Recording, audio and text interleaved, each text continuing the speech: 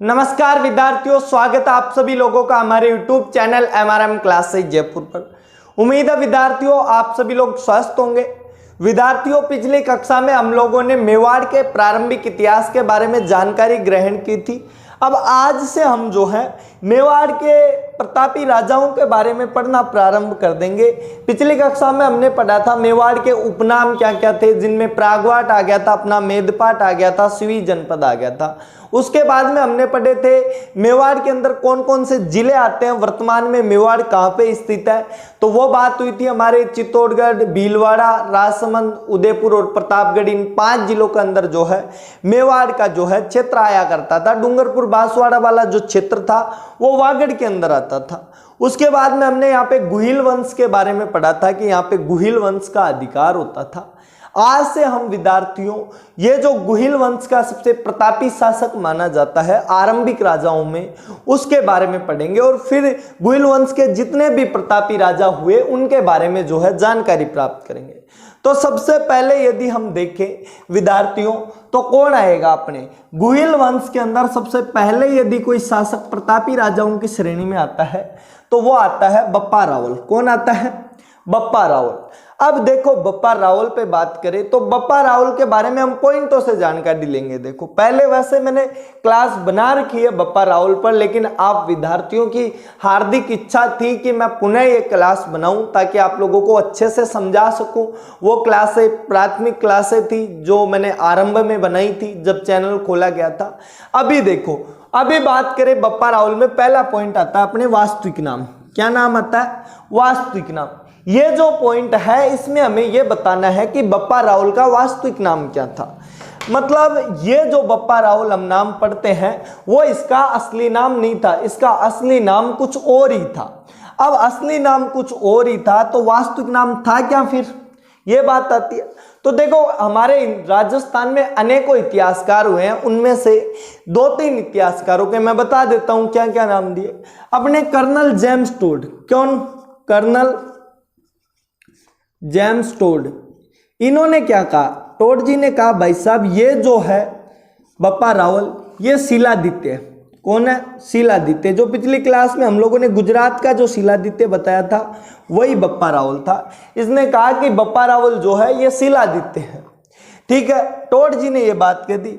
उसके बाद में श्यामल दास, कवि राजा श्यामल दास जो थे उन्होंने भी एक अपना मत दिया। हालांकि राजस्थान के बहुत बड़े इतिहासकार हुए कवि राजा श्यामल दास, परंतु पहली बार इन्होंने कुछ अलग ही हटके बताया।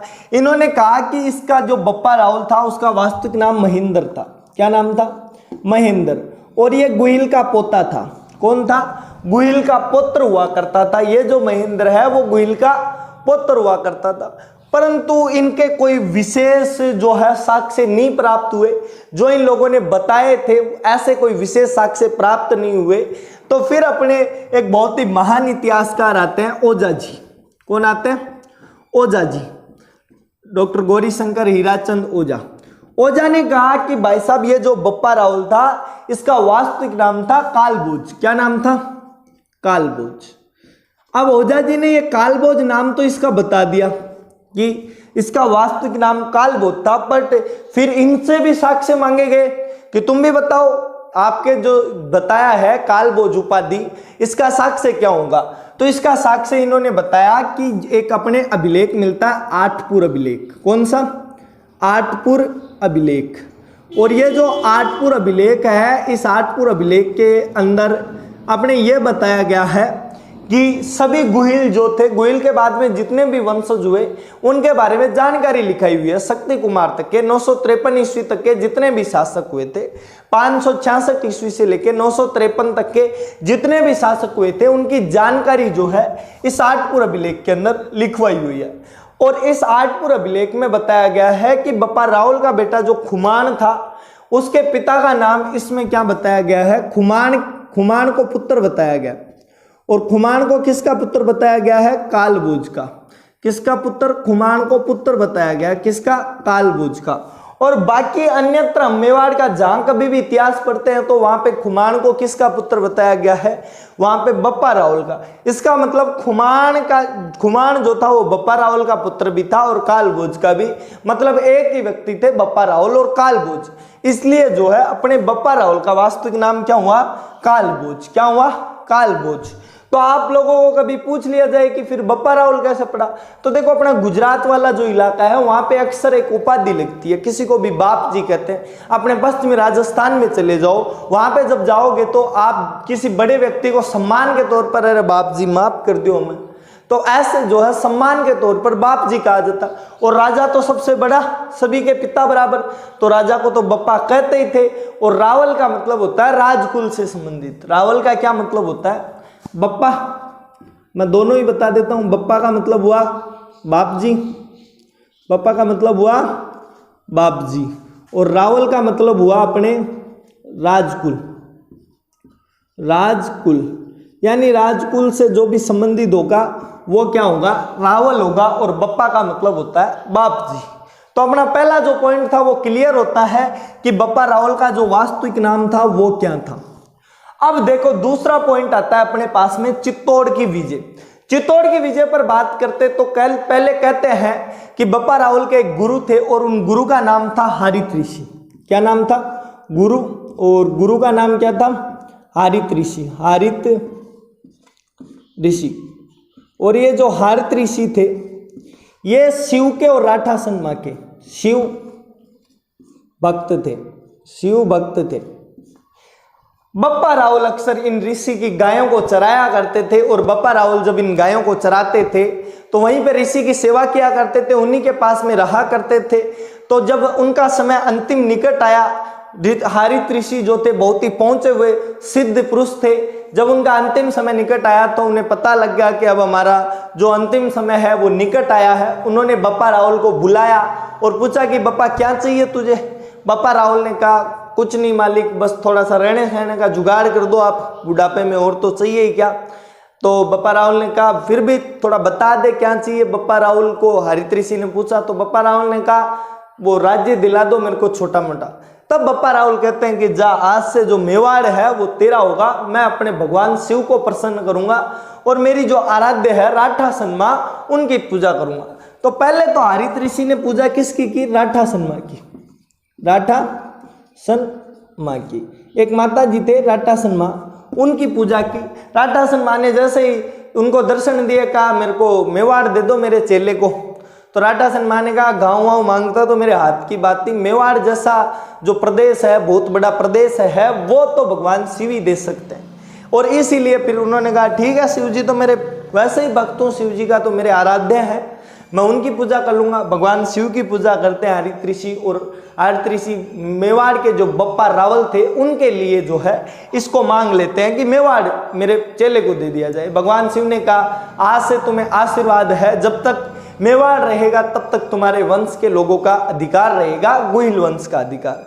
और इसीलिए जो है अपने बप्पा रावल को जो है चित्तौड़ के ऊपर विजय प्राप्त करने का एक आशीर्वाद प्राप्त हो गया था। और 734 ईस्वी में, कब, 734 ईस्वी में अपने बप्पा ने अटैक कर दिया। मानमोरी नाम का एक शासक था, कौन था, मानमोरी। चित्तौड़ का एक शासक था मानमोरी, और इस पर हमला किया और इसको पराजित किया और स्वयं चित्तौड़ का शासक बन जाता है। तो बप्पा रावल कहाँ का शासक बन गया, चित्तौड़ का शासक बन जाता है। अब देखो अपन आगे बात करते हैं राजधानी पे। एक बार आप इसका स्क्रीनशॉट लो, फिर उन दोनों उधर दिखेंगे नहीं, थोड़े बड़े हो जाएंगे तो फिर हम जो है आगे बात करते हैं राजधानी और सलीम कौन था इसके ऊपर। जल्दी से स्क्रीनशॉट ले लीजिए। तो उम्मीद है विद्यार्थियों आप सभी लोगों ने जो है इसका स्क्रीनशॉट ले लिया होगा। अब देखो हम बात करते हैं, अगला हमारे पास में टॉपिक आता है राजधानी। राजधानी क्या थी, अर्थात अब देखो समता सोचने की बात तो यह है कि यदि चित्तौड़ क्या है, अपने चित्तौड़ को जीता है तो राजधानी भी चित्तौड़ रही होगी, परंतु ये बात सरासर गलत है। कई बार हम कंफ्यूजन हो जाते हैं, इसके लिए बता रहा हूं। बप्पा रावल ने राज तो चित्तौड़ पे किया था, एक टाइम पे जीता तो चित्तौड़ का था, लेकिन बप्पा रावल ने नागदा को अपनी राजधानी बनाया था। नागदा के अंदर जहां वह गाय चराया करते थे, वहां पे उस नागदा को अपनी राजधानी बनाया था और उस नागदा में एक मंदिर बनवाया था एकलिंगनाथ। एकलिंगनाथ का जो मंदिर था उसका निर्माण करवाया था। तो नागदा वाले जो थे वो एकलिंगनाथ मंदिर का निर्माण किनके द्वारा करवाया गया था? वो बप्पा द्वारा करवाया गया था। और ये मेवाड़ के जो आराध्य देव कौन बने? एकलिंगनाथ। इसके बाद में जो भी मेवाड़ के शासक हुए वह स्वयं को एकलिंगनाथ जी का दीवान कहने लगे थे। वो कहते थे कि हम लोग जो है मेवाड़ के शासक नहीं है, मेवाड़ का वास्तविक शासक तो कौन है? अपने एकलिंगनाथ जी महाराज है। हम तो भगवान शिव का मंदिर था। ये किनका? भगवान शिव का। और लकुली संप्रदाय किससे संबंधित था? लकुली संप्रदाय से संबंधित था। लकुली संप्रदाय से संबंधित ये मंदिर है। और ये बनवाया किसके द्वारा गया था? ये बप्पा रावल के द्वारा जो है ये मंदिर बनवाया गया था। राजधानी किसको बनाया था? राजधानी अपने नागदा को बनाया गया था। नागदा में भी यदि इस मंदिर की बात करें तो कैलाशपुरी में, नागदा में भी कैलाशपुरी नामक एक जगह है, वहां पे ये मंदिर बनवाया गया है। तो आप लोग याद कर लेना कहां पे बनवाया गया है? नागदा में कैलाशपुरी नामक स्थान पे एकलिंगनाथ जी का मंदिर बनवाया गया है। और बनवाया किन्होंने था? बप्पा रावल ने बनाया था। बप्पा रावल की राजधानी क्या थी? बप्पा रावल की राजधानी नागदा थी। और एकलिंगनाथ जी के मंदिर का निर्माण कहाँ करवाया गया? वो नागदा के अंदर करवाया गया था। एकलिंगनाथ जी के मंदिर जो है वो किस संप्रदाय से संबंधित है? तो एकलिंगनाथ जी का मंदिर लकुली संप्रदाय से संबंधित है। अब देखो अपने पास में अगला पॉइंट आ जाता है सलीम। ये सलीम कौन था? सलीम अकबर का बेटा सलीम तो था नहीं। सलीम की बात करें तो सलीम जो था वो गजनी का शासक था। कहां का? गजनी का शासक कौन था? सलीम था। और आप लोग जब इतिहास को और गहराई से पढ़ोगे तो इस समय जो है अरब आक्रमणकारियों ने लगभग 712 ईस्वी में सिंध विजय प्राप्त कर ली थी। और उसके तुरंत बाद अरब आक्रमणकारियों ने हिंदुस्तान पर आक्रमण करना प्रारंभ कर दिया था। और उसी समय लगभग थोड़े दिनों बाद में सलीम ने जो है आक्रमण किया। कहां पर? अपने मेवाड़ के ऊपर आक्रमण किया। और मेवाड़ के बप्पा रावल ने सलीम की सेना को इतनी बुरी तरह पराजित किया कि सलीम की सेना को यहां से भागना पड़ा। और भागती हुई सेना का पीछा करते हुए सलीम की सेना को जो है भगाते हुए अपने महाराणा वो जो बप्पा रावल जी थे वो कहाँ तक ले जाते हैं? उन्हें गजनी तक ले जाते हैं। और गजनी में अपने भतीजे को राजा बना देते हैं।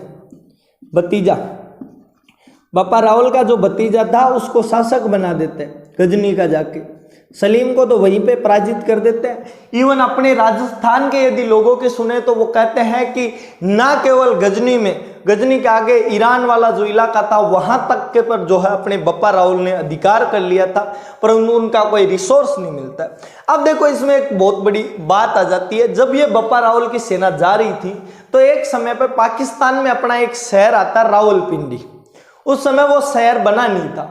वहां पर इनकी सेना रुकती है। तो सेना जब रुकेगी तो आसपास में दुकानें भी खुल जाएगी, लोग बाग सेना को सामान चाहिए तो, और दुकानें खुल गई और वहीं पर लोग रहने लगे। धीरे धीरे उस गांव का नाम पिंड हो गया। देखो पंजाब वाले इलाके में पिंड कहते हैं। वहीं पर रहने लग गए। तो लोगों को पूछा तुम्हारा गांव कौन सा है? तो उन्होंने कहा रावल जी का गांव है, बप्पा रावल वाला। तो धीरे धीरे वो रावलपिंड का रावलपिंडी हो गया और उस जगह का नाम क्या पड़ गया? रावलपिंडी। रावलपिंडी आज भी पाकिस्तान का एक शहर है। यदि आप लोगों को ऐसे नहीं आता तो शोएब अख्तर याद है, पाकिस्तान के तेज तरार बॉलर।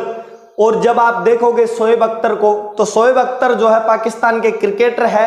और शोएब अख्तर ने जो है रावलपिंडी एक्सप्रेस के नाम से भी जाना जाता है शोएब अख्तर को। तो अब तुम लोग जो है ये याद रखना कि रावलपिंडी कहाँ का है? तो रावलपिंडी बप्पा रावल से संबंधित है। और शोएब अख्तर याद आएगा उसी से हमें रावलपिंडी भी याद आ जाएगा।